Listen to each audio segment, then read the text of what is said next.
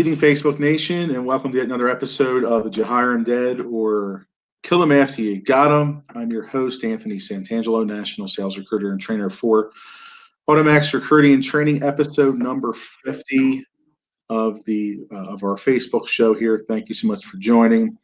Have with me another awesome guest this evening that is definitely a quality person in our industry that does a lot for people. Actually both inside and outside the walls of the dealership. But before I bring her on, just want to talk to you guys briefly as you guys hopefully can share this out as I just do a very, very short monologue tonight. I want to talk to you guys about Facebook Live as I'm going to try to share this out myself as I'm talking here. With it, it's not easy to do Facebook Live. It's not. There's a mental side of it to try to to overcome that. People are afraid of what they how they look, what they say. People comment. It's not an easy thing. It's hard to overcome that. The courage to do that. So I just want to give a shout out tonight to people that do Facebook Lives, that do regular shows every week, every morning, that go on camera, that are willing to get video testimonials, video reviews. Just a big shout out to all of you doing that, because it's not easy. It's not, especially when you're consistently doing it. Sometimes you can really go through a battle of your mind, with it and get attacked and things. And I just want to encourage you just to keep persevering and keep pushing forward. As there's a reason why you go live, and your content's valuable. And just because you don't necessarily think that you look the best or you sound the best, if you can impact one person's life, it's worth it. So I just wanted to say that, when it comes to Facebook Live. So without further ado, I'm going to bring on an expert this evening in Facebook Marketplace. She's a salesperson at Christy Huber Chevrolet. Nice person. And without further ado, let's just bring her on here. Ladies and gentlemen, Facebook Nation, give a round of applause to Miss Melissa Gomez. Hello. Hey, everybody. Let me get centered here. There we go. Thank you for joining us. I know you have a busy day today, so thank you for joining. Please, everybody, hit the share button. I would greatly appreciate that if you guys can share this out. It would mean a lot to Melissa and to myself and Automax with it. So Melissa, let's get started here. As I don't script these interviews. I just don't. It's not my thing. I only have one question that I script, and it's the very first question, and we'll jump into it. Into the life of the real Melissa Gomez. Let's bring it back to that little girl that was born in the United States. And why don't you tell us where you were born and how you grew up? And I'm going to shut up and listen at this point. Well, I was born in Colombia, most likely in Medellin, that a lot of people know where that is. I came here in 1989 and been here ever since, and love the United States of America, but Colombia is an awesome country as well. And just, living the American dream, just doing what I got to do up here and supporting my family down there. Yeah, so you came here in '89. So you came here when you were a very little girl, about 3 or 4 years old, I guess, something like that. Mm-hmm. I'm assuming. I mean, obviously, there's only so many words you know in the English language as a toddler, or I'm sorry, in the Spanish language. But I'm assuming you didn't speak any English at that point. Is that a correct assumption, or? Basically, what I did was, you know, Mom spoke to me in Spanish and Dad spoke to me in English. And I did, my preschool, elementary, middle school, high school. And I did do my university there, which was cheaper because the dollar multiplies pretty well down there.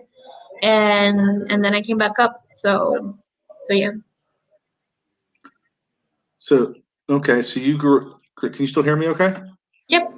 Okay. I thought I lost you for a second there. So 3, 4 years old, you come to the United States, and you came right to Florida. I'm assuming, is that correct? Yeah, to Miami, and then I moved to West Palm Beach. The West Palm Now Beach. I'm here in Indiana.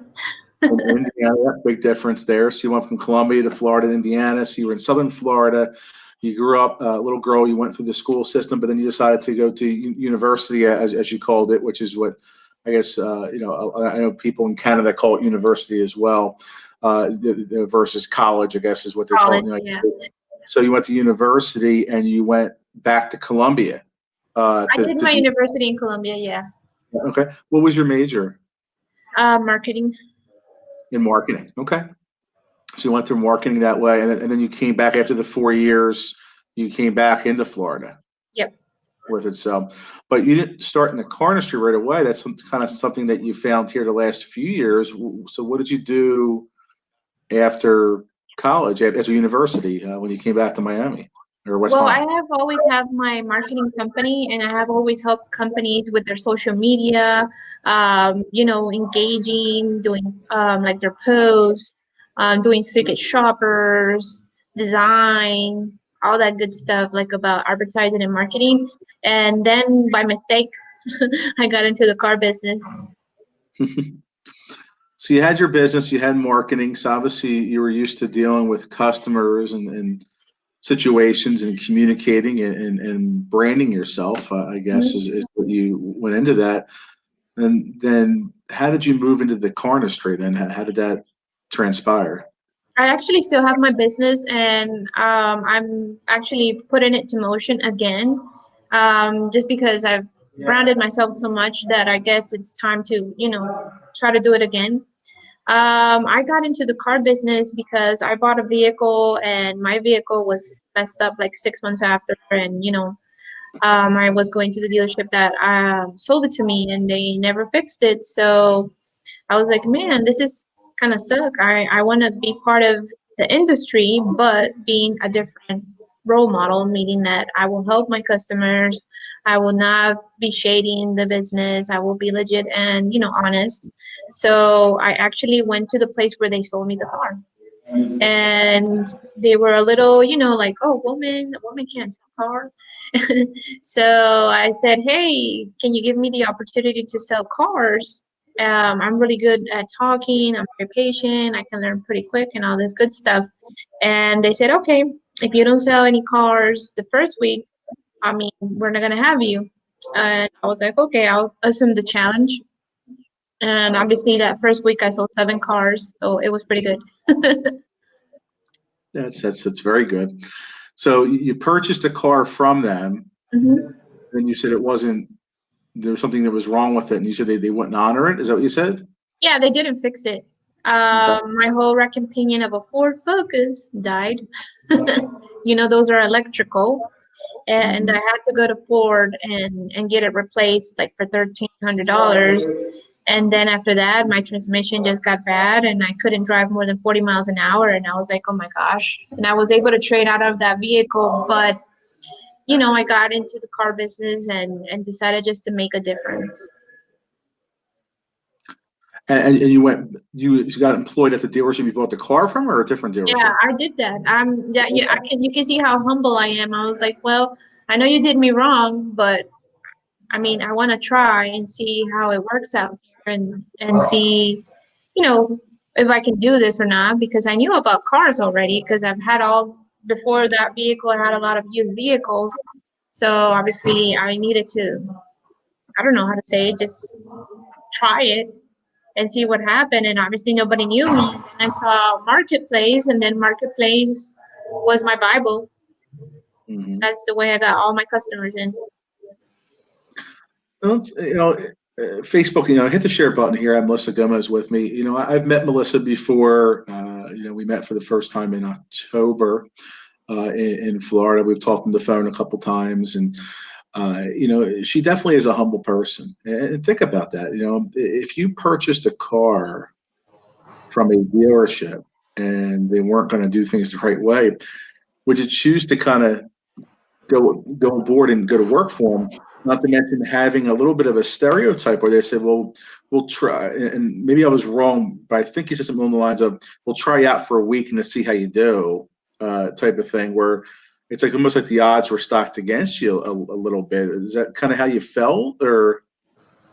I think it was more a stereotype that women can't be in the auto business Mhm. because it was pretty hard. My first probably 8 months, like all my coworkers were obviously men and older men that have been in the industry for a long time, and they're seeing this little puffy girl just coming and killing it. They're like, oh my gosh, there was a lot of misunderstanding, and the up system didn't work, and a lot of skating. But that's why I had to go to my business page and marketplace in order for me to like formally create appointments so people can come and ask for me and not have to worry about like the up that I couldn't get because they skated me.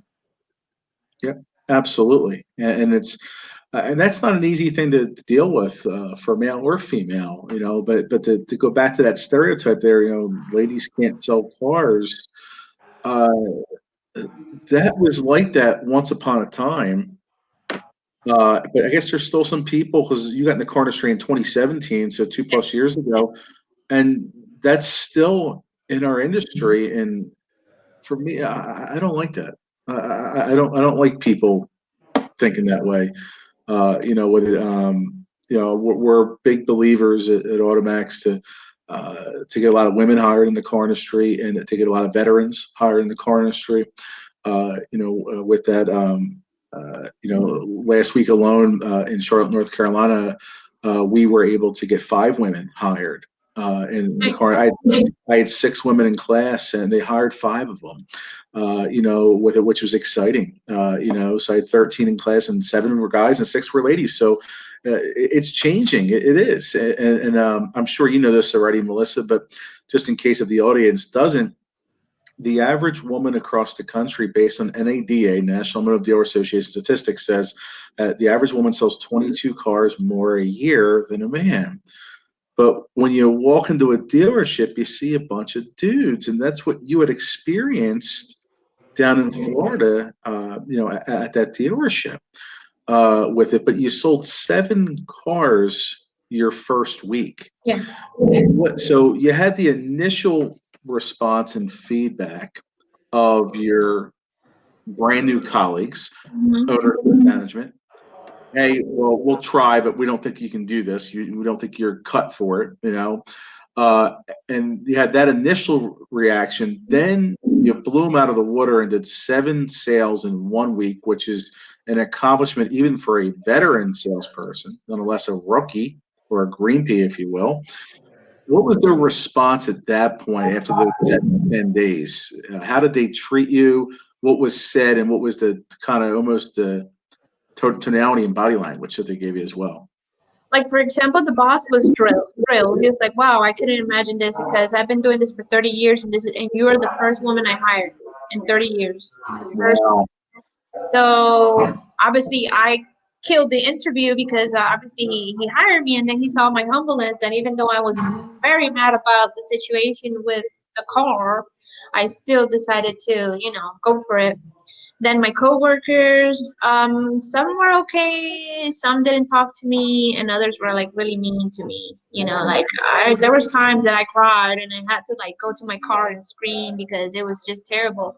It was very bad, and even though all the situations were like that, I just kept my chin up and just kept grinding. And then in my fourth month, when I sold 52 cars, they were like, "Oh shoot, there you go." So I had like all my boss, like the owner, plus the manager's help. So what I was basically doing in that time, I was kind of like the hook. So I got all these leads through marketplace, and then make them fall in love with the vehicle and all that good stuff. And then obviously I went to to the manager so he can do numbers. And then the owner, if we were too busy, he'll do numbers too and close. And I would just, picture, deliver, and buy. It was a Melissa, I think Miko the cat in the background's making some noise. Maybe you can ask Miko to tell those guys to settle down in the back so we can hear you a little better if you could. So I need a little bit of tough Wi-Fi there. So if it has to be yeah. said in I'm English, downstairs in the lobby. yeah, I remember you telling me that when we were talking a couple nights ago. So it's But I am gonna go tell them. Can I stand up for a second? yeah. Go ahead. Yeah. Tell them silencio por favor. So Hit the share button, guys. Melissa's got an interesting story here, and we're just getting started, with her story. If you picked up on it there, her 4th month, she sold 52 cars. That's pretty impressive, even if it's your 40th month or your 400th month, unless your 4th month, So she's a smart cookie with it. She's going to tell you her secrets of how to get that. And if you picked up on it as well, she talked about not taking up an appointment on it. So we good? Yes. Oh, gracias. So on it. So, you went through that. Your owner liked that. He appreciated it because you were making him money. It's a results-oriented business. When you make people money, they love you, and when they don't, they don't. Type of thing. So you went through that. Some were media, some didn't talk to you, and you had times where it wasn't an easy thing. Mm-hmm. Talk about it a little bit, because the more and more I've had the privilege to assist in getting women hired in the car industry across this country, the more I've been starting to attempt to understand what ladies have gone through with it, and I've talked to some of my former female colleagues as well with it, and I guess there's a little bit of a thought process that a lady doesn't want to, I guess, shed tears in front of her male colleagues. Is that why you kind of ran to the car? Is a little bit where you felt it was like a position of weakness, or what was going on in your head there, and how did you overcome that and get back into the dealership and start selling cars and rocking it again? It was just frustration. And then like one time I did cry like in front of everybody and I said, FUCK everybody, I'm leaving.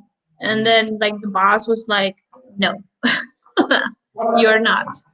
And you're gonna be strong and you're gonna stop being a little girl. You decided to get into this world. This world has a lot of money. And if you keep being like that, you're not gonna go anywhere. The next month I sold all those cars. So that little whooping, even the other whooping, I was like, okay, I just gotta be cold here a little bit with my coworkers, and I still am because like at Christy Huber, I'm always like by myself.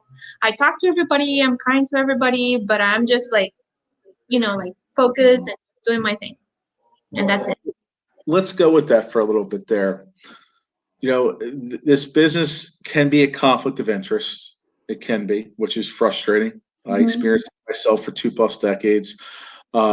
You're there to make money for yourself and or your family if it applies. So obviously you're there for you and Miko. Yeah. Miko, the cat, who's awesome. With that. And sometimes you do have to put the blinders on. ¿Cómo se dice blinders in español? How do you say blinders? I don't know. I know they have a name for the ones for the horses, but I wouldn't know. I'll think about it and I'll let you know because right now What do they call the thing for the horses when they put the horses to keep them on track? What do they call that? I don't remember. No, sir? No sé, no me acuerdo, but I gotta figure out and I'll let you know in a minute. Maybe my brain goes, woohoo, here it is. Were you aware I speak a little bit of Spanish? Did you know that? No. I speak a little bit of Spanish. I do. Nice. When I had customers and they wanted to talk in front of me in Spanish, I'd let them go for about 2 or 3 minutes. And about 2 or 3 minutes in, all of a sudden, right in the middle of their sentence, I would go, "Como?" And they look at me like, "Oh, this gringo knows." It's just, and obviously I picked up on the different words. If I heard mucho gordo or gringo or something like that, then I knew they were talking about okay, here's the fat guy in front of them. So I mean, it's just different things. But I can't carry a whole conversation in Spanish, but I used to do that. So but that's funny. I just throw them off, and then the rest of the transaction was done in English. Mention was on it, but it's So you went through that. You had those difficult times, but you kept persevering with that, and you kept the blinders on. And I think what can happen on here is when you have that intention, you start doing well. There's a saying: "It's lonely at the top."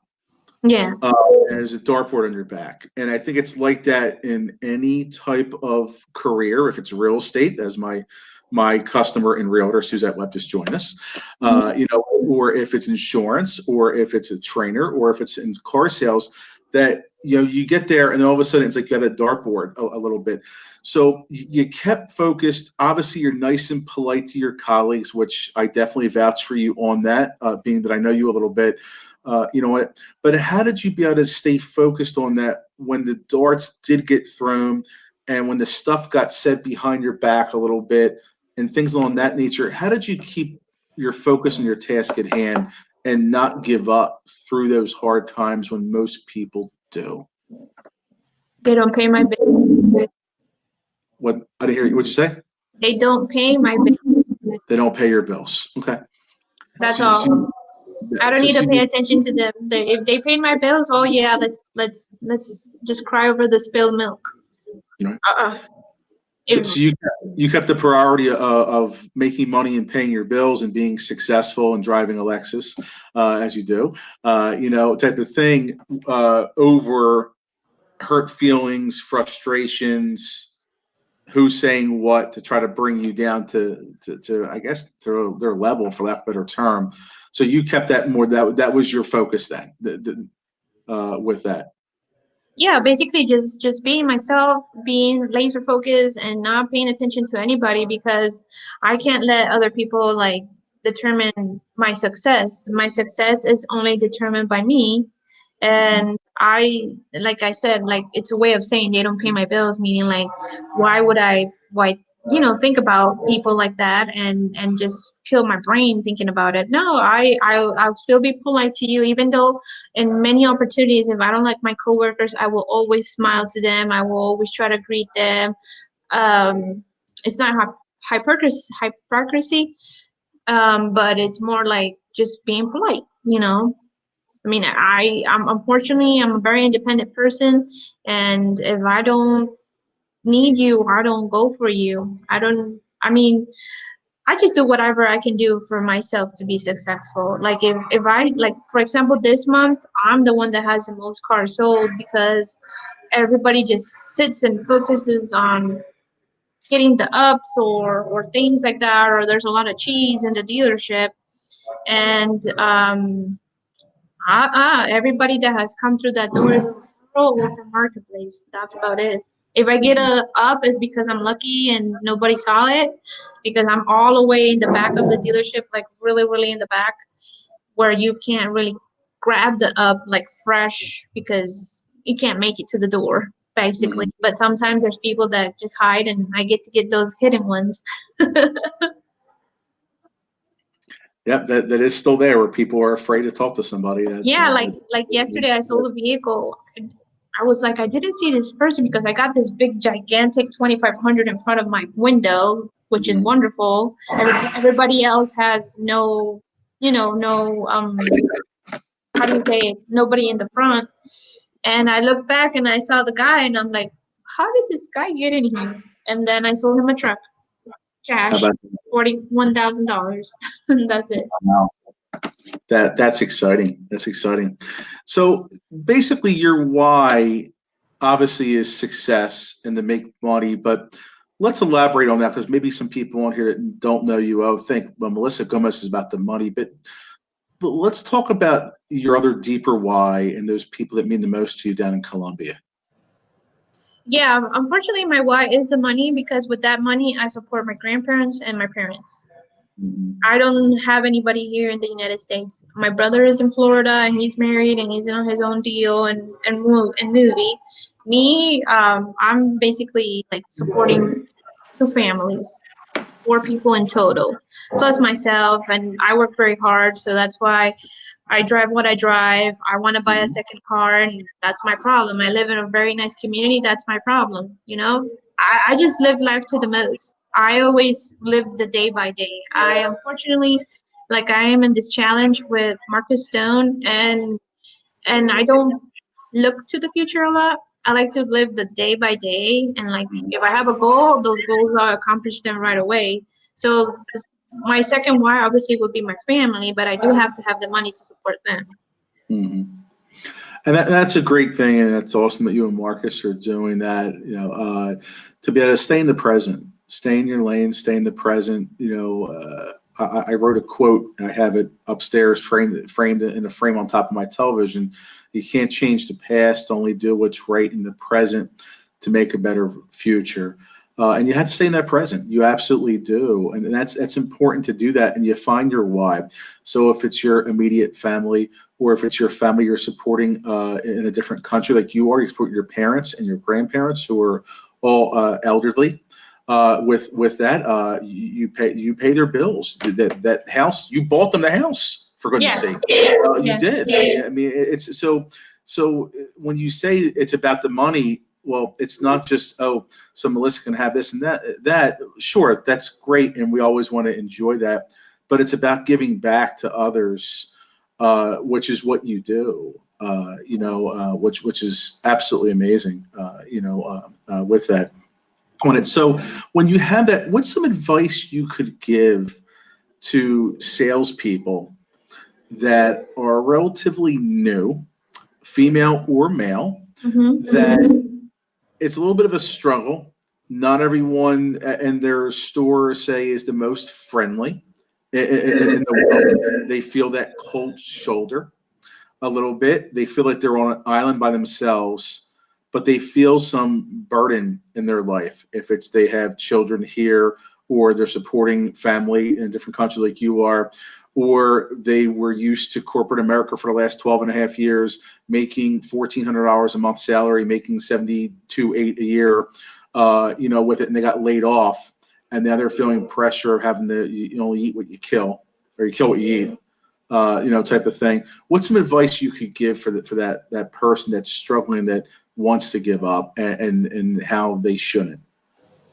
Well, I do have actually some salespeople in my dealership that are a little scared because they're green peas and they're like, oh dear, I'm like struggling and I'm doing all I can. Like, before Marcus left our store, he taught us so many things. And right now everybody's like, ooh, what are we doing now? Because he was used to like pointing us to the direction of doing video every day, doing a picture every day, everything about social media. So a lot of people have been chilling, you know, with that and obviously not seeing the same results they were seeing before.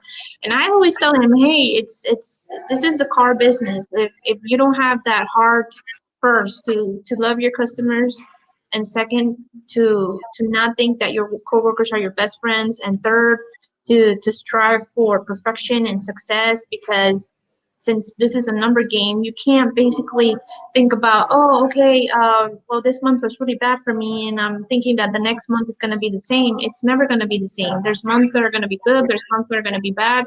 You just have to think about your why and why you wake up every day, and that you know that you earn more money than somebody that is making a building. So if you really, really want it, the dealership is giving you all the material to do it, and you have your own little company. You can't expect for the dealership to do everything for you. If you have your little tiny company, which is Melissa sells cars or whoever sells cars, you have to build it your same way. You gotta go out and prospect. You gotta do marketplace. You gotta cold call. You gotta go through that CRM and dig as much as you want. You gotta go to the service department where there's 90% of closing ratio because they already spend money at your dealership. You can't just wait and like, here, guys, we give you the leads. No, I always tell them like, come on, stand up and think about like what is it that you want in life. And I learned a lot from Fran Taylor. I don't know if you know him, I and do. and he basically told us like, we know that family, we know that everybody wants to strive for a good life and everything, but he taught me how to save for rainy fun days, because there's months in the car business that are really bad. So to save for this situation, to be organized, to be out there, to be creative. If you're struggling and you're thinking you're gonna give up, don't give up unless you want to go to back to that 9 to 5 where you're only gonna do $2,000 a month. Like, you can't. There's months where you can do a lot of money, and there's months that you can't do a lot of money. The month that I sold 52 cars, I made almost $40,000 just like that. And I was like, woohoo! But what did I do? I didn't go crazy. I saved that money. I invested in my country. I did different types of things with it. So, and then the other month was normal, selling 22, 25 cars, and then the month next, almost 30. And I was always consistent. But here in Indiana, Like for example, it was like a cold ice bucket challenge because I was used to having so much traffic, and here a lot of people don't use marketplace and things like that. So my first months were pretty hard, but now they're going sky high, and I'm super happy about it. But don't give up. Just be your own boss because they're giving you everything. You don't even, and they're just paying you to be there. You don't even have to pay rent. It's your little business. If you want them to, you want to be a baby and wait for the mommy rat to give you the cheese. Don't do that because you're hurting yourself. Go find the people. If you go to a drive-through, instead of giving your card first, the debit card, give first your card, like your personal card. If you talk with people, give your card. It's not gonna hurt. Nobody's gonna bite at you and tell you, hey, why are you giving me this? Oh well, you never know. You want to buy a car. And have a killer personality. Don't be lame. That's all very true. You gotta It's be like a waitress. Just be like a waitress. The waitresses can become the best car salespeople ever mhm. because they The already hos- have customer service and the smile is here. Don't be like, mhm. hey, welcome to Christy Hubler. How can I help you today? No, you gotta be like, woohoo! Like I had a sale last week that a person just passed in the car and I went like really crazy, hey, and they just like hit the brake. I have the testimonial in one of my videos from last week, and they just parked right on the spot and said, "We never had this treatment before. Somebody came so excited to come out and help us out." A lot of it's enthusiasm and tonality. It absolutely does. Our show's about an hour, but we have another show that you definitely have an invite to face in Bensalem, Pennsylvania, the Recruiter Podcast. I think you have an invite for that. You just have to find a way to get there. Craig and Ernie and Joe would love to interview you for 3+ hours, which should be exciting. With it, so feel free to PM myself or Craig. We'll get you on the schedule and have you come out so we Yeah. can go more deeper about it, because the topics we're talking about, we're not going to be able to get through in just the next 30, 25 minutes or so here. Yeah, you gotta pick your brain. What, pick your brain? With itself. Well, it's all exciting things. So speaking of picking the brain, let's talk about, you've mentioned several times about prospecting. There's a saying that we say, we sales hustlers, we don't wait, we create.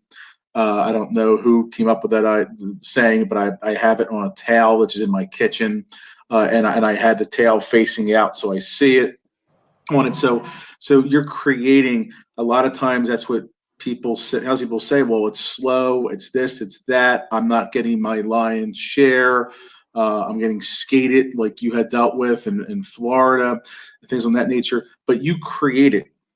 You're finding a way to do that. And I used a basketball term of finding a way to get the ball in the paint. I don't know how much of a sports fan you are or not, but to get the ball into the paint is more important than living and dying by the 3-point jump shot. With that, even Golden State, even Steph Curry is going to miss 55% of his 3-point shots.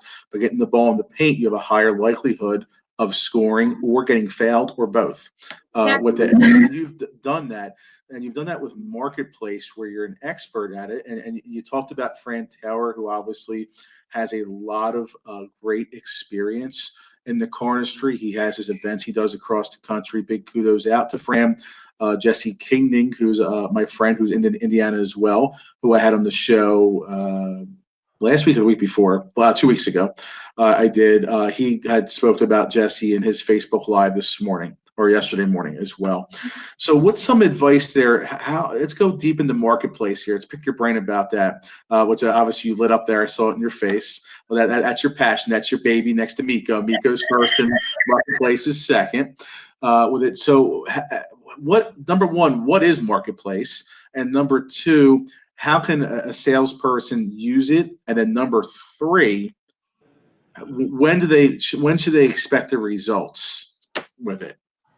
Well, Marketplace is a tool that has existed probably 3 years, maybe a little bit more, but not in like a very low scale because nobody was really using it. It's a tool that you can find in Marketplace, right, in Facebook, and basically just post your cars. Before you post cars, I always suggest in the group I have, that you must talk with the managers first because there's so many compliance out there and advertising rules and lawyers, and you just gotta know what you gotta write. I don't want people just like writing random stuff to sell a vehicle, and then you know the dealership can have like a lawsuit or something. The other way to like for them to start is basically using their low price vehicles, maybe the ones that are wholesale all the way to 2,000, just to get people to know you. Don't put anything like really expensive first because it takes a little minute for people to start seeing your post. And after you become an expert, I actually right now have two courses. I have a beginner's course and an intermediate course. So when you become like an intermediate coach, you can start like tricking Facebook with a bunch of algorithms that I'll teach you. So you can have more views and actually just like, more people can message you because it's also a numbers game. So I would suggest just to start like that. Don't be scared. Don't use the website's pictures. Use your own pictures, even though you're not the best photographer. People don't really care. You just put 5 pictures and you're good. And usually, the people that go see the car that you have posted don't buy that car. They end up buying something else. And that's about it. Is it mainly pre-owned that you put on marketplace, or do you put brand new on there also? I don't put new because of compliance. Okay. Because there are some rules, there are some laws. Want to touch it. I put like maybe like our less expensive vehicles are cruises and Traxxas because I work for Chevy. Those I do put new because I know like it's not like a really expensive vehicle, but I will put full price. I won't put the internet price. And then if they tell me, oh, this is too expensive, I'm like, no, don't worry, just come on over and we'll figure out a rebate and blah blah blah so I don't get like in trouble. But I basically just use pre-owned, and I'm very organized. If you're gonna get your cars from the website, I would suggest you to put use inventory, put from lowest to highest price, and then okay, so I'm in this Chevy Trax that is let's say $10,000. Post 5 to 10 vehicles a day and just go in order. So when you take the pictures, even though you gotta walk a lot, because you can have the car right next to you, but I like to be in order. So when I actually sit down and do it, I'm doing it in order as how the website has it. And then I'll upload the 5 pictures. I put the descriptions. I put the miles. Put a little paragraph that says what we do, and then just list it. So that's what I was. Don't put if you're starting. You would see results probably after 2 weeks if you're consistent. It's not a miracle thing where you like only post 2 cars and you're gonna sell those 2 cars you posted. No, you have to at least post 10 to 5 a day. Respond the leads like if it was like an internet lead. Let's say you work in the BDC department, you got this fresh lead. Usually, a person that is in the BDC department is not gonna like wait 2 hours to respond to the person because obviously they get paid to get the person in. So you have to act the same way. I use quick page. I have a little quick page that I send like general saying, hey, thank you for your interest in this car. My name is such and such such. If you give me a call every time. And I tell you that it's available and I put my number. I don't say anything else. If they start asking me a bunch of stuff, I say, hey, just give me a call. It's much easier than text because it's faster to close them through phone than through text. And that's about it. You got to be fast and you have to respond. Well, it's about efficiency. It's about being efficient, which is important. ¿Cómo se dice efficiency en español? Eficiente. Eficiente, so it's Eficiente. about being It's very simple. efficient. Eficiente. So that's very important to be able to do that. Now, you put your phone number on there. Uh, in the case if you're with a customer, and I don't know this, every time I've called you, you've always picked up for me. I've never gotten your voicemail. Do you have a personalized greeting on your cell phone? I do, I think. Let me Does it see. say, hey, this is Melissa Gomez, Chris Huber Chevrolet? Do you have something like that? Or is it, you've reached 317, whack, whack, whack, whack? Um,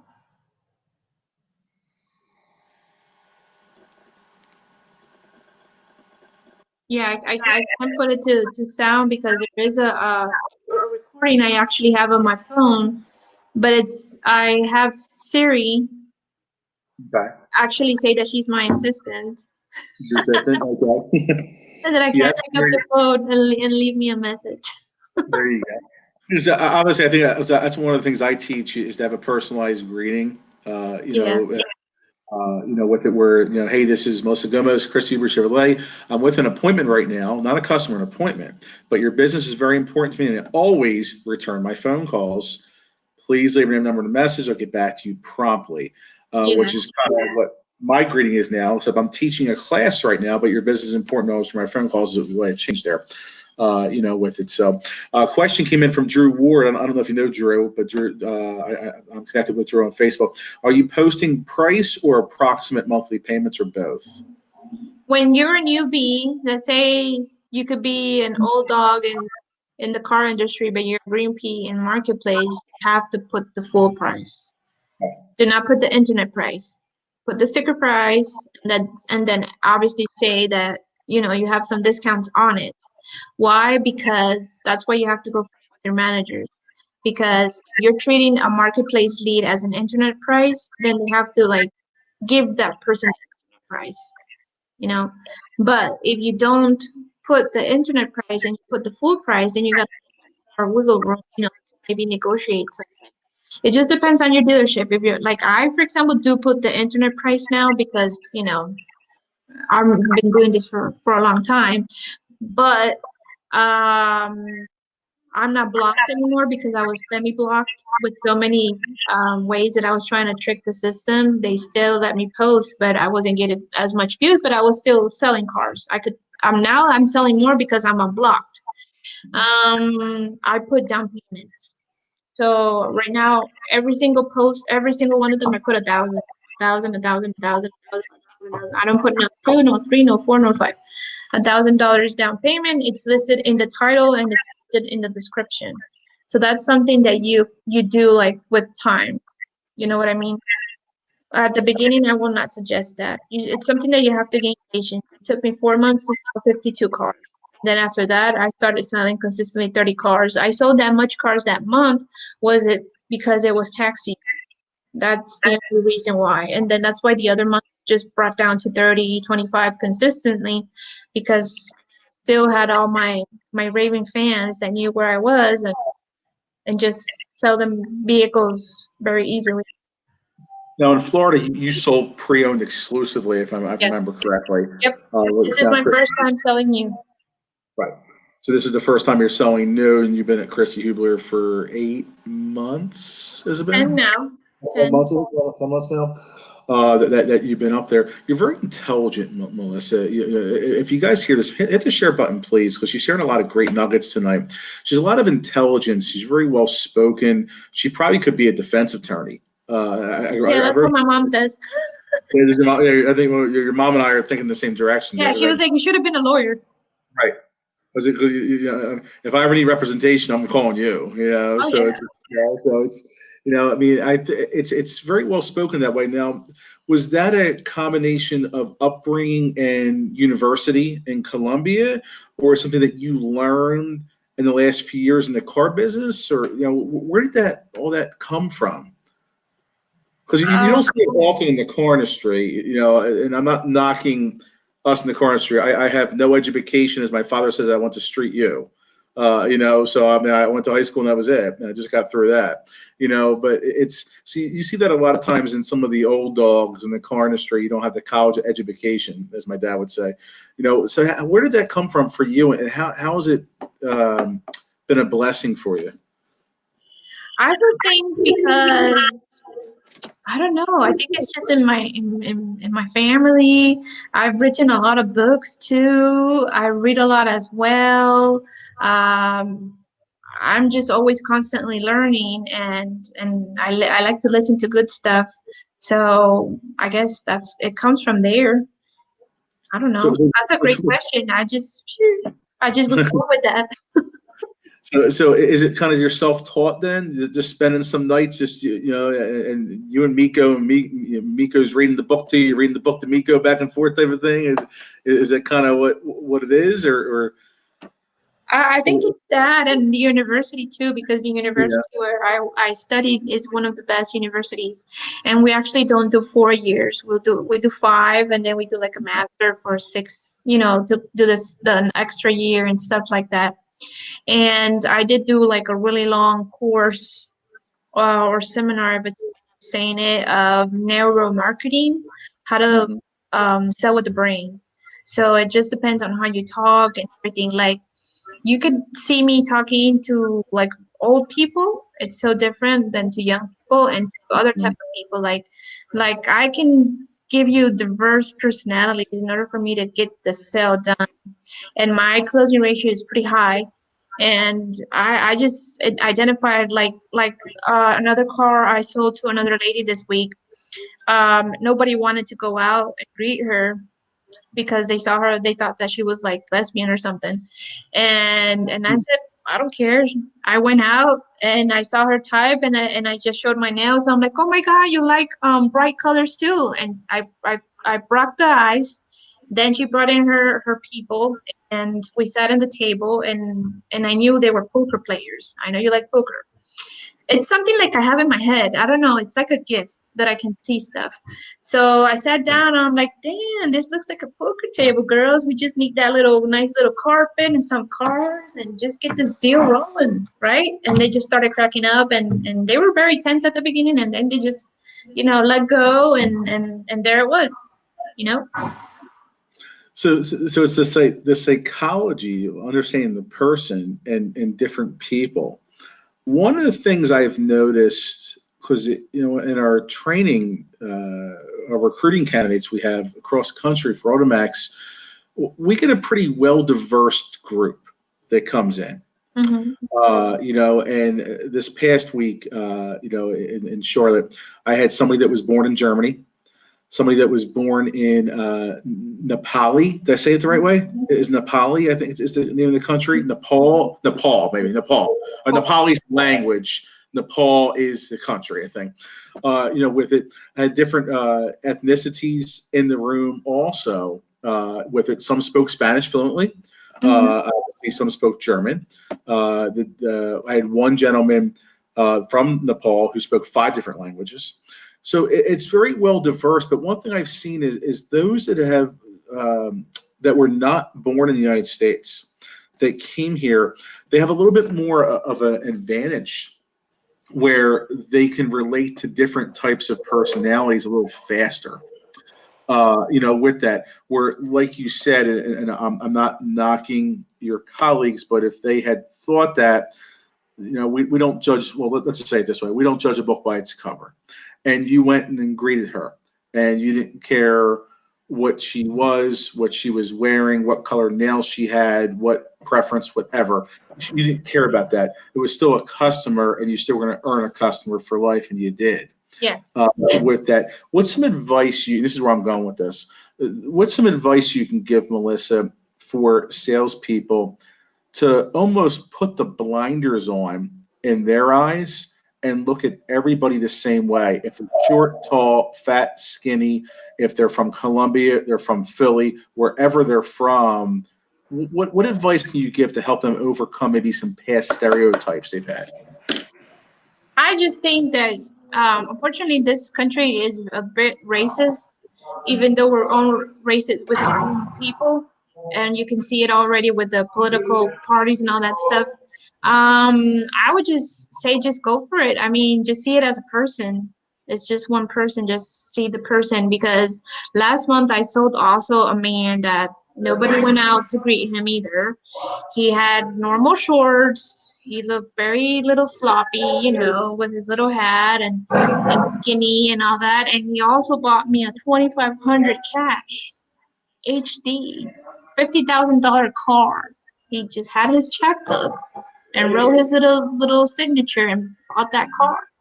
you know and I get a lot of people like that. People, especially farmers over there, you really don't know who you're dealing with, and these people actually do have the money, and you will never know.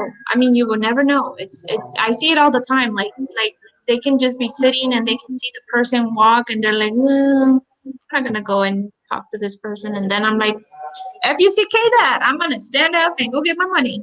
I don't care.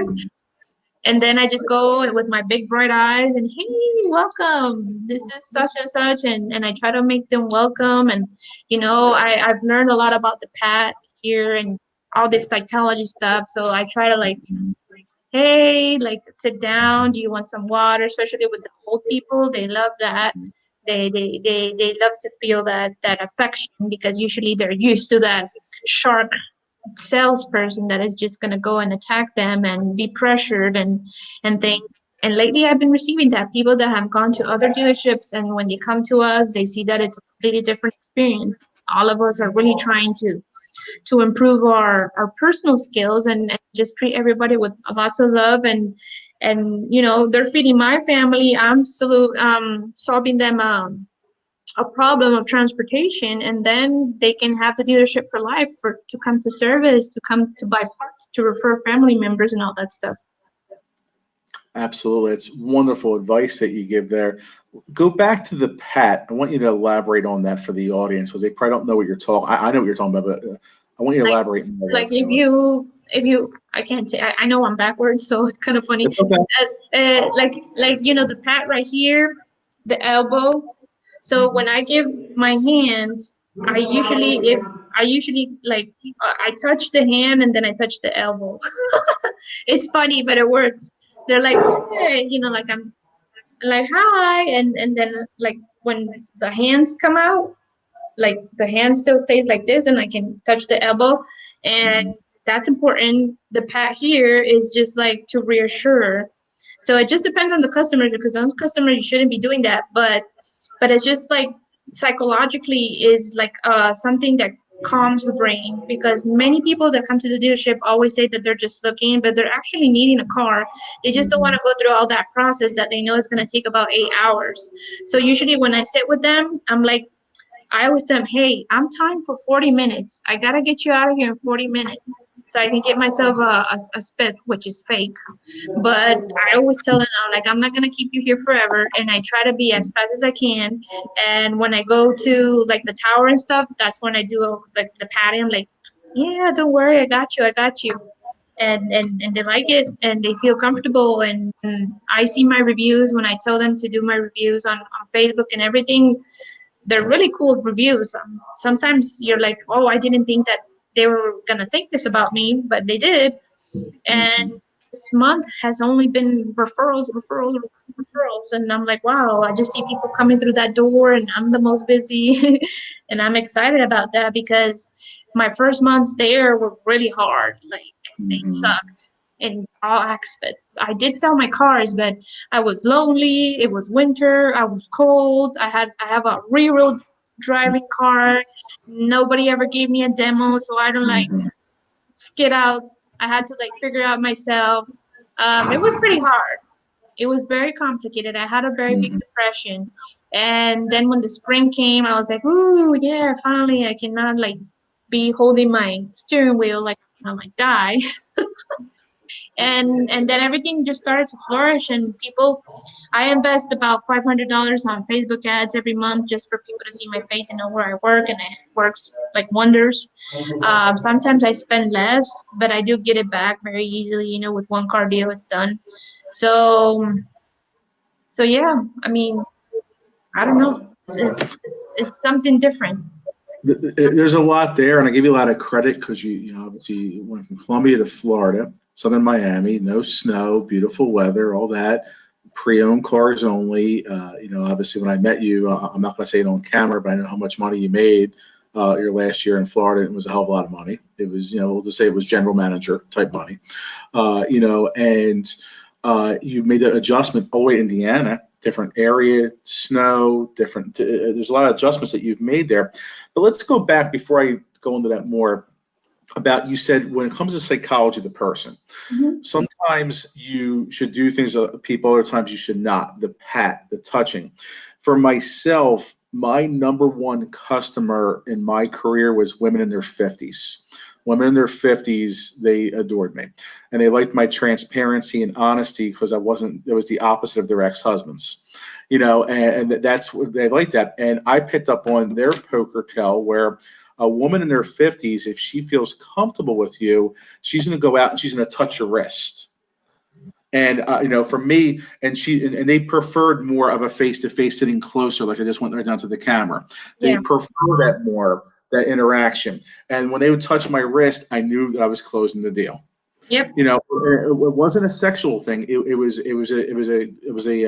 They felt comfortable with me. They felt like they could speak their mind, and I was listening to them, unlike most guys, and type of thing. So I knew how to do that. But then young millennials, if I sat too close, there's many deals I lost because I sat too close. A millennial would never do that because they grew up with this in their face that they had, type of thing. So you sit back further. So I've picked up on that from my interview applicants or candidates as well, of how to position my body on the interview as well, and try to make sure that my weight doesn't hurt me.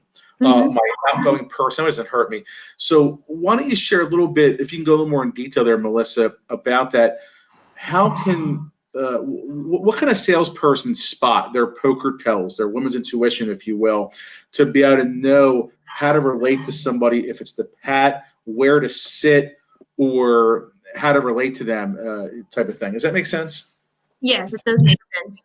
So basically, what I would always do, especially with Hispanics, which is like 50% of my sales, um, a lot of people when they show numbers, they tend to, let's say I have this computer right in front of me. I usually, like, when I'm gonna show numbers, I flip the page backwards. I'm not gonna show them the numbers, and I start just telling them. And recently, I bought a little Chevy coin, which is really cool. And when they're funny and they don't know what to do, I do what Bill Habs does, and I flip the coin. I mean, I try to make it fun for them. So I usually with them, I sit really close to them, like really close, like touching skin. I Okay. said, okay, are you ready for this moment? It's a very decisive moment. I talk like really serious to them. And I'm gonna flip this page, and your problems are gonna be solved. And they looked at me and I tried my best. This is an estimate. This is, with approved credit we haven't looked at yet. But I'm gonna flip this page and you're not gonna be scared because you came to resolve a problem. I'm like really serious. I'm like a mom at the beginning. And then I flip it up and and then I go, "Ah." And then I get my pen and I don't go through the whole thing. I just look at the payment and the amount finance, and I'm like, if you're okay with this payment and you're okay with this amount finance, we got a deal, right? And they're like, yeah, yeah, we got a deal. I have to close them like that because I have noticed that if I go like through every single thing, there's people that you have to, but usually I don't. People get confused with seeing so many numbers. What is this rebate about? What is this taxes about? What is this doc fee about? What is this accessory fee about? Why are you giving me so little for your trade, little for my trade, or stuff like that? I just like, look, you wanted to be in the 600s, I got you the 600s. Do we have a deal? Yes or no? And then I close it. And if sometimes I can't close it, I gotta get a TO, but I usually don't need a TO. So that's about it. The padding is just when I stand up to the tower. When it's becoming very nervous, I always ask them many times if they want to have a drink or something. And then during the test drives, I always try to pretend I'm more nervous than I should. So I always tell them, "Hey, go slower. You're gonna kill me," or things like that, and they just crack up and things like that. Um, I mean, there's so many ways. I don't know how to teach that because it was a lot of science and things and movements and stuff to understand people. I think that's one of the reasons why I'm single, because I meet people and I'm like, I already kind of like know where they're going, and so that's how I read people, and I try to just focus on things that I can see and what are their points, and then just figure out if I should touch, if I should not to touch, if I talk like this, or should I be like really strong and powerful and talk loud, like especially with farmers, you gotta be like really like when they start saying, "Oh, but if you don't give me this price, Yeah, I'm not gonna do business. And I tell them, okay, what makes you think I gotta give you this price? Show me online where you get this truck the same price. You know this is a new truck. Everywhere you go, it's gonna be the same place. I can give you a better price if you buy a used one. I'm like, I want a used one. Okay. You know this is new. Dealerships don't make money out of new cars. Why do you want me to discount this price for? Why? And things like that. I just make them think and they like be quiet and they're like, oh yeah, you're right. Okay, like did I give you an excellent service? Was I on top? Did you have you ever had a person treat you this way like I treated you today? That I smiled, that we giggled, that we laughed. Right? You haven't. Oh yeah, you're right. I haven't. Okay, then let this be why you have to pay more for your vehicle. Mhm. Now, and it's funny you said all that because it was leading into my last thing I wanted to talk about. But before I do that, I just want to read you a comment that Marcus had just said here. If any of you guys think she's kidding, I've witnessed this. I used to look from the tower like, what in the world is she doing? And you know, for myself, any successful salesperson is going to be a little bit unorthodox, and I've taken that to being a trainer. My goal is to be the most unorthodox sales trainer in the country. I mean, Yeah. I talk about, you know, Eeyore from Winnie the Pooh and Joey Tribbiani from Friends in my training classes. You know, the reason why I do that, you know, it's to be unorthodox, and you have that, and you prove to Marcus, or Marcus is on the tower when he was working with him. It's like, what the hell is she doing? And then out there and having a get ready sign for the car to go and clean up, you know, or here's a credit app, you know, whatever it may be, right? On that. So, and the whole point of that is it's all presentation and confidence, which leads into my final question this evening. You're a very confident person. You don't let people mess with your head. You tune out the bullshit. You don't mess with that. You don't let people affect you at all. And you stay focused on your task at hand. And in a day and age where people struggle with their confidence a lot, and they're afraid to sit there and talk turkey and stand someone the hell up, which is one thing that us old OGs, I guess they call us, original gangster car salespeople, were good at, was standing somebody the hell up. You know, and we did that. That's how I was taught. You know, you've been in the business for 2.5 years. 2.5 years, and you stand people up and say, yo, this is how it is, whether if it's in English or Spanish or Spanglish or whatever you want to call it, you do that. How can you, what advice can you give for people that are on here that I know for a fact struggle with their confidence, and how they can overcome that to be the best version of themselves to earn customers for life? You just have to believe in your product and you have to believe in yourself. You only have one chance. You know that, like for example, in my case that I am in, like it's such a far away area from the city. If I have somebody that's coming out of the city to come and visit us, I have only one chance. Mm-hmm.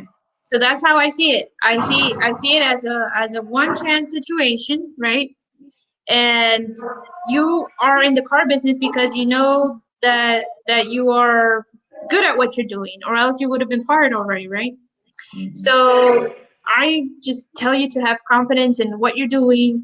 Do not be scared, because most of us, I used to, when I started in the car business, I used to look at the payment and it's like, oh my God, they're not gonna do it. And I have people that have come, oh, I want to pay 300, and they leave paying 540, you know? So I would just tell you just to be confident in the way of knowing who you are first. Who are you? Because if you're not sure about yourself, then you can't do the job correctly. You know what I mean? And know about your product. You have to build a lot of value in the vehicle before you present numbers. I don't believe in those no test drives and stuff. I don't do it with Hispanics because they really don't care. But American people, you do have to sit them in the car and be wow, like oh my gosh, this is like magnificent. Wow, I've never seen it. And I also sometimes pretend, since I'm so new to the brand, I'm like, wow, what does this button do? Woo, look, it moves your lumbar and blah, blah, blah. And especially the old people that like to be very high. So the Mm-hmm. first thing I do when they sit in the driver's seat, I start elevating their chair. Mm-hmm. And Mm-hmm. then after that, when we sit, I'm like, okay, so I'm gonna hook up your phone right now because this is the car you're gonna buy. So I get their phone and Bluetooth, make them call me and save my number and blah blah blah, and then we start the test drive. So I would just say if you're confident with your with where you work, If you're not scared, just go for it. Just you have to learn your own techniques. If you know yourself, you know the techniques that are gonna close, because you can learn a lot about Grant Cardone, you can have the best trainers of the world, but if you're not confident of what you're gonna speak or how you're gonna direct it, you're never gonna work it out. If you're a person like I have a coworker that he talks, and I'm sure he's watching this, and he talks I know who it so is. much, it's like a lot, and I tell him, hey, just stop it. There's sometimes you don't have to talk, you just have to show confidence, be cool, don't be like all funny and fuzzy, and just do the things correctly. Like, you sometimes we even have to change our personalities, depending on the person we are with. I just think that you have to have balls because I don't have balls, but you have to have like courage and just go for it, because the customer can be, you know, picking on you. You always have to be respectful. You have to be kind, all that stuff. But at the same time, you got to be concrete. And this is like a negotiation. This is the second most important purchase of their life. Mhm. You're not going to put them in something that they don't want. I'm like, is this truly what you want? Then if this is truly what you want, you're going to pay this price. If not, I have a bunch of other vehicles that have less features and I can get you in. And they're like, no, I really want this because I like heated seats and stuff like that. Well, this is the price. It's funny you And said that. I'm very rational. That's something you gotta learn. You gotta be very analytic and rational. I do a lot of math with my customers, and I know my bosses don't like it. They come very unrealistic, telling me like I want a $300 payment in a $25,000 car, and I'm like, I always grab my phone, and do the calculation that without interest or anything, just divided, 21 divided something. And I'm like, how in the world do you think that's possible? And they laugh. I'm like, that's not possible. If you want a $300 payment, I gotta put you in $11,000 vehicle. And they're like, oh. I'm like, yeah, the math doesn't add. I don't know where you did that math from. And they're like, okay. And I'm like, well, if you want that $30,000 car, you don't have credit, your payment is gonna be like $580 to $600. And they're like, oh my God, I can't do that. Okay, so let's start finding a vehicle that works for you. It's funny when people want it to be. It was 250 was the big payment once upon Yeah, a time back in the 90s. and it I'm trying still is. it still is, and it's never changed. And the price of the cars are freaking $30,000 more. But the way we were taught back then, oh, probably 250 a month, Anthony. Oh, you want the bi-weekly program? What's that? Well, 250 every 2 weeks, so that's $500 a month, right? I know. Don't worry about it. Just try it for a while. Don't worry about it. That's what we were taught, which is a little cheesy for you. But that's how we were taught back then. It's funny you said balls, because I'm sitting there as you're talking, and I'm thinking this girl's got the huevos. Is that how you say huevos? Do you say balls in The Spanish? huevos, yeah, huevos. I think this girl got balls. It's just, and that's what it takes to be successful. You can't be afraid. Just like with a dog, with a perro, right? The female Yeah, or male dog, right? Is that if you show fear, what's the dog going to do? And bite you, right? So you exactly. have to not do that and have confidence. And I teach about that in training class, and it's important to do that outside the walls of the dealership as well. To be able to believe in yourself and have that confidence, which is exciting, because when you do that, that's how you can get the desires of your heart. That's how you're going to have success, and that's you're going to have that smile on your face. The way you have a smile on your face right now, which is exciting on itself. I got one more question for you, then we'll wrap up here. Yes. What and answer this however you're able to, on camera. What is the next handful of years going to bring for Melissa Gomez? However you can answer that, just general type of thing. Just you've grown so much, you've done so many things. Like, what are some of those hopes and dreams that you have? I just wish people knew my worth, because I was brought to this state with another mindset, and I'm very grateful to be at the dealership I am, but at the same time I see myself not being flourished completely, because even one of our general managers from another Hubler store told me one day, like, you're so smart, you shouldn't even be selling cars, you should be like a manager, you should be a trainer, you should be doing something different, because I mean, it's good to be what you're doing, but you should be like exploring more your intelligence. Like you can do so many things. So I was like, well, that's true. And I had some inconveniences with the formal manager there and stuff because of that fact. I was like, well, I should be a sales manager. I know F&I, and I mean, only to be F&I, you have to do a lot of vehicles, and obviously, I haven't done that quota yet to be one of those. But I used to do it in Florida all the time. In Florida, I used to do cradle to the grave, so I would love to go back to cradle to the grave. Mm-hmm. What I will see myself in the future, well, I'm trying to grow my Facebook group called, Facebook Marketplace for Automotive Advisors, and trying to, teach more people how to do these tricks. I just created my LLC again, because I closed the other one, and, to do again training as for marketplace marketing to help people, boost and ads and likes and, social media content in general. And third, financial consulting that Bill Hab was teaching in a group, and now I can help people with preparing their credit and all that good stuff.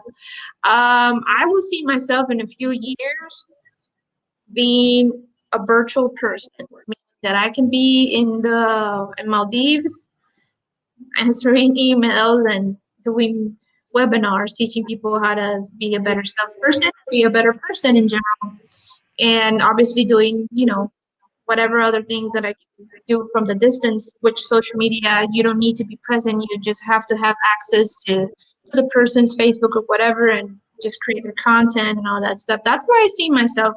I do still see myself like in the sales floor and all that stuff because I enjoy it. I know when you become an F&I or a sales manager, you're like over there sitting, not interacting a lot. And I still like enjoy, you know, having that contact with people. But I don't know really. It's a hard question. Like I told you, I am a very present person, and now that I'm doing this challenge with Marcus and stuff, he makes you think like for the future. Okay, like where do you want to be? Like you have to write it down, and I don't write it down. Now I'm writing down, but I'm only writing down my daily goals and my like in general goals for the year. Yeah, just to have my mindset in something. But I really don't know. I just let it up to being the best person I can daily. And if somebody sees my talent and says, "Oh my gosh, like why is she over there in Indiana where she can be in another city making the same money she was making in Florida, but I'm so humble that I still want to learn so much from where I am because I'm grateful for the person that brought me to that dealership and learned. I still don't know how I survived those first 4 months. I remember telling you, and I was very like disappointed and everything. And I said, well, everything in life takes time. Mm-hmm. And I'm just gonna keep doing my best until just people just come and ask for me and I don't have to do anything. you know. But I still do, obviously, but it's just a way of saying it. And then maybe someday somebody out there sees my worth, and I know I don't want to make this sound like they don't see my worth because they might see this video and say, "Oh, what are you talking about?" But I do wish that people can really see, like, wow, she speaks Spanish. Wow, she has marketing degrees. Wow, she is teaching people marketplace without charging them a dime in 2 years now. Until now, I'm starting to charge. I mean, it's so many things, and I know I can help so many people, but I'm showing myself out there, and I'm hoping somebody can like really see the. Oh my God, this is so loud. I hope somebody can see the.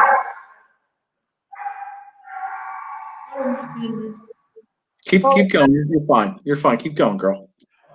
So somebody like sees my worth and say, hey, I think you would be a great sales trainer. Hey, why don't you come and teach us about your psychological things that you do to people to get your deals going? There's so many things I can do. That's why I created that LLC because I was scared. I was like, oh no, I'm not gonna create this because if I create this, that means that I'm gonna have to start traveling. That means that I'm gonna have to put myself out there. That means that I have to take care more of the group and start posting more and not leave the group like 1 week without putting any information about marketplace. It's a lot of stuff, and it's been a big challenge, and I'm just gonna try to do my best And if nobody sees my worth, obviously I see my worth, then I'll just become myself and just do my own business. But I do like to find something like, wow, like, oh my gosh.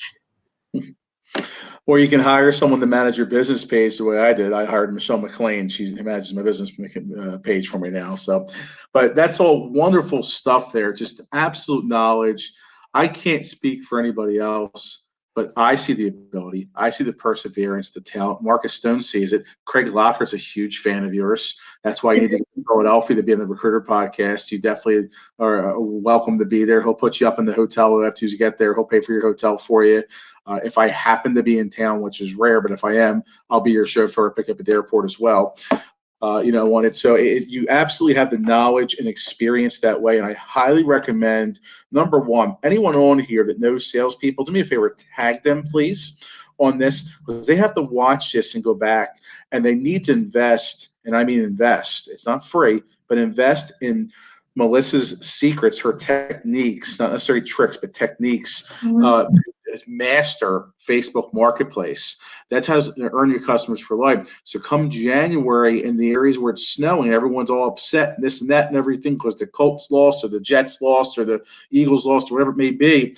All of a sudden, they're getting customers coming in asking for you the way you are right now, which is why you're kicking ass at Christy Huber Chevrolet, because you're mastering that, and then you're willing to teach that to others for a very small investment, which is tax deductible on their side, that they're going to do a tax return on it, which is amazing on it. So, Melissa Gomez, thank you so much for your time. The information was so valuable. It was impeccable. It was knowledge. I am very impressed. I'm 22 years in the business. You're 2.5 years, and I think I've only had one other person ever on my show that has less experience than you, and that is Amelia Sabowski down in South Carolina, who took a sales manager job. You definitely are the true definition of what it means to be all in. You're caring, you persevere. I definitely agree with you. You are humble, and you're a wonderful person, and I'm just very grateful to know you. And I really thank you so much for taking the time to this evening and do the show with me. Yeah, thank you so much for inviting me, and I wish we could talk more time. Yeah, I mean, just yeah, I would just finish with this. Just go for your dreams. Um, just see everything like the present. I always try to live my present, and just don't be scared to do new things to get customers, and just like you say, go all in. Just don't wait, create. Just you gotta do it. I mean, it's your money. Why would you just stop and not do it? You know what I Right. mean? It's just something that you got to learn how to do. And a lot of people say, well, marketplace is so stupid and easy. It is, but there's techniques, like Mr. Craig says, that can actually boost your stuff without paying, and doing so much other things that can help you be better. Because obviously you got the haters out there that say, oh, I can do that on my own. Okay, let me see how many views your stuff have, and out of those views, how many messages you have, and out of those messages, how many appointments did you get, and out of those appointments, how many did you sell? You know, it's all about that. And if you guys want more information, you can add me on my Facebook, and then figure out if you want to join my group, and things like that. And thank you so much for the opportunity. I'm excited. This is a really life-changing opportunity that I have moving to Indiana. I'm not going to move just yet or anything. I'm just going to keep growing here and see what's up, and just keep giving value to my dealership, and then see what happens. Then create the diamond empire that I want to do, and then go from there. Yeah, absolutely. I'm proud to know you. I'm very proud to know you, and just the knowledge and the nuggets of knowledge and the experience is just amazing. And you're absolutely right. It's, why would you put your lack of confidence or your own thoughts ahead of your goals and dreams? Which is such a wonderful thing that you said there, and that's both inside and outside the walls of the dealership as well on it. So, Melissa, thank you so much again for taking the time, and I truly hope that Christy Huber Chevrolet knows the valuable piece and the valuable asset you are to the organization, because I see it and other people see it out there. And again, I'm one of the few who've had a privilege to see you face to face and talk to you and meet you. And what you see on camera is what you see in real life. I can guarantee you, Facebook Nation. She's the real deal on it. So, Melissa, thank you so much. please say hello to Miko the cat for me. Scratch his I know ears. you wanted to see him, I but wanted him on there. I know. I wanted them to make a little cameo appearance. He's a cool cat. next time for next Next year, time. whenever you hire, I'm sorry, whenever you put me to do another thing. There you go. And obviously, please get with us. You definitely have an invite to the Recruiter podcast. We'd love for you to come out. It would be an absolute honor. I'm sure. I know Craig would love to meet you and interview you face to face as well for our long form. You'd have Yeah, you'd have 3, 4, 4.5 hours. You would have face to face. With Craig, which questions and answers. Ooh, I like that. yep. So book your flight, girl. Make it happen. It's get on the calendar. Just message Craig for the calendar, and we'll get you on the calendar or something. So make it happen. So All right. on it. So thank you, Melissa. And as you would say, buenas noches, mi amiga. Buenas noches, amigos.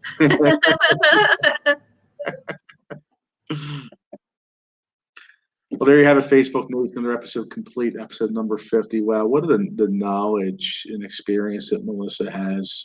She really does. I learned a lot myself tonight, and that's why we can all learn from each other. And it was uplifting. She uplifted me.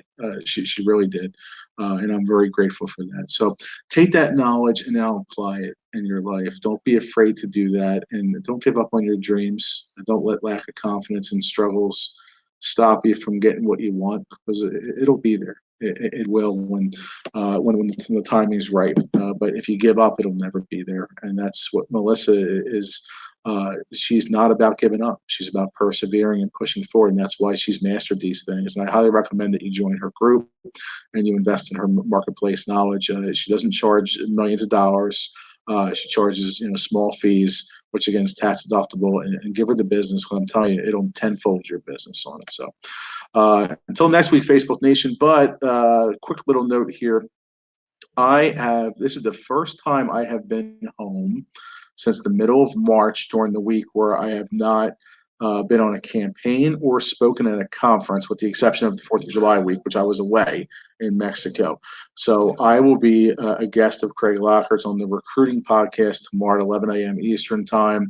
God knows what Craig has in store for me. He's been threatening me all day with shit. So I don't know what's going to happen tomorrow. I will say this: there won't be a filter on the long form podcast tomorrow. So tune in if you can and share it out. It'll be on the Automax recruiting page. It'll be on our Automax YouTube page. I'll probably put it on my timeline as well on it. So stay tuned for that on it. So you won't have to wait till next Tuesday to see me. You can see me tomorrow at 11 o'clock Eastern. So have a good night. Buenas noches. Go out there and positively impact the lives of others. And it starts by persevering and not giving up on your hopes and dreams. I will talk to you soon. As always, Facebook Nation,